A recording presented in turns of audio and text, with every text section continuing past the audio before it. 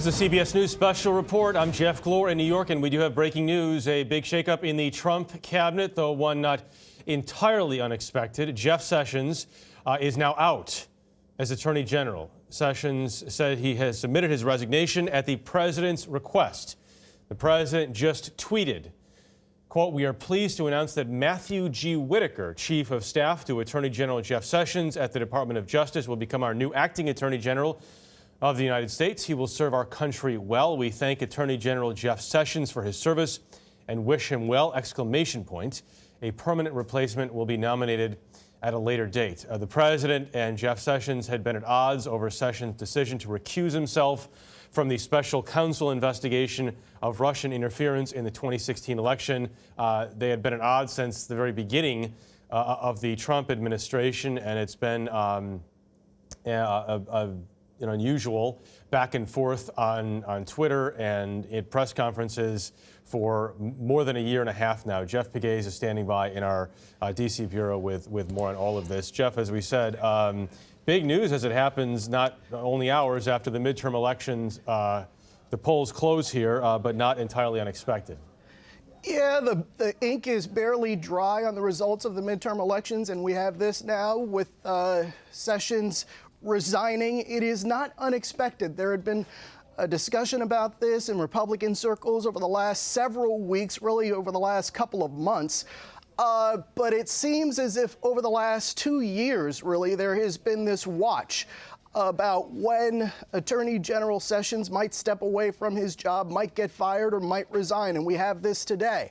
So this is something that has been talked about, in part because of the president's frustration with the Russia investigation and Attorney General Jeff Sessions' role in the Russia investigation, which, according to the president and many of his supporters, has not been prominent enough. And there is a reason for that. The Attorney General had to recuse himself because of his contacts with the Russian ambassador during the 2016 campaign. It was something that career justice officials advised him to do, and so he took that step. But it has been a thorn in the president's side ever since he took that step. And over the last year or so, he has told associates, the president has, that if only Jeff Sessions had told him that he would recuse himself in this case, well, then he would not have nominated Jeff Sessions to be his attorney general. And so there has been a lot of talk over the last several months that this would happen. But to see it happen within hours of election night is perhaps surprising, but we knew this was coming. This has been the talk and the speculation of Washington, and now it has happened. And, by the way, via Twitter. This, according to our data, is the second time that the president has essentially fired one of his cabinet members. The first was Rex Tillerson via Twitter. Jeff. Okay, Jeff Pegues, thank you very much. Jeff Sessions, it should be noted, was one of the president's earliest and biggest and most notable backers, but this falling out happened, as we mentioned, almost immediately after the election happened.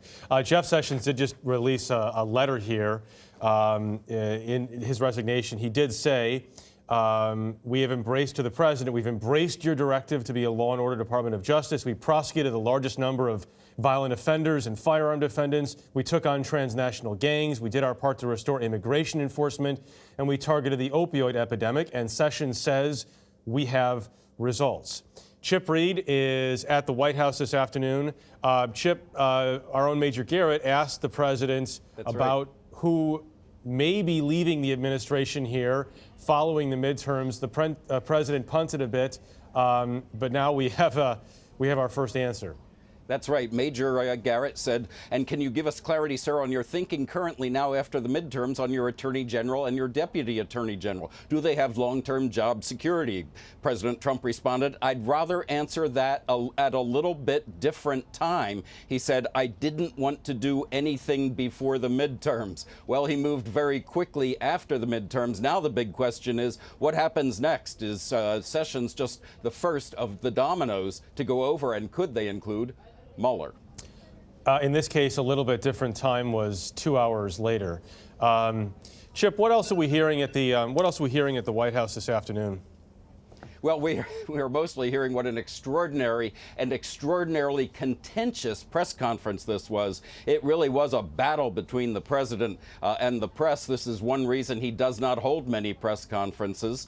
He does those little sessions out on the driveway before he gets on the helicopter, but those he can just walk away from at any time, anytime he gets too frustrated. But his frustrations were just brimming at this press conference, and that is really what's going on here. Everybody trying to digest exactly what happened. He praised Nancy Pelosi, but he shamed and condemned the Republicans who did not ask him to campaign for him, and said basically that they got what they deserved. So a lot of bitterness, a lot of praising himself for what he said was a big victory, although exit polls showed that more people turned up at the polls to vote against President Trump than turned up to vote for him. Jeff? More than 100 million people voted in the midterm elections, the first time that has ever happened, and the president today holding the longest news conference of his presidency. Chip Reid, thanks very much. To repeat, Attorney General Jeff Sessions today submitted his resignation to President Trump, as he pointed out,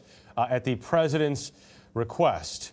The Chief of Staff to Attorney General Jeff Sessions, Matthew G. Whitaker, now takes over as acting Attorney General. The president says he'll be appointing a permanent new Attorney General at a later date. So this becomes the first domino to fall, if you will, following the midterm elections, at least as it concerns the Trump cabinet. We're going to have much more about all of this on your local news on the CBS station, on our 24-hour streaming news service, CBSN, and then right here tonight on the CBS Evening News. Until then, I'm Jeff Glor, CBS News right here in New York. For news 24 hours a day, go to cbsnews.com.